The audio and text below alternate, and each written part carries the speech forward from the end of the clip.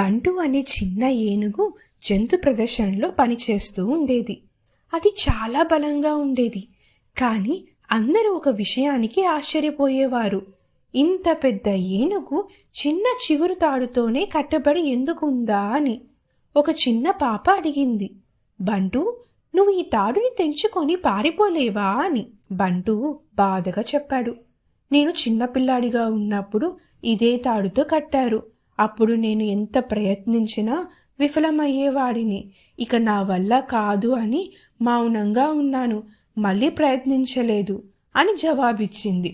ఆ చిన్న పాప నవ్వుతూ, బంటు, నువ్వు మళ్ళీ ప్రయత్నిస్తే తప్పకుండా నువ్వు విజయం సాధిస్తావు అని చెప్పింది. బంటు మళ్ళా గట్టిగా ప్రయత్నించాడు. ఈసారి తాడు తెగిపోయి బంటు అడవిలోకి పారిపోయాడు. పిల్లలు, మన శక్తిని మనమే తక్కువ అంచనా వేయకూడదు. ప్రయత్నిస్తే ఖచ్చితంగా సాధిస్తాం.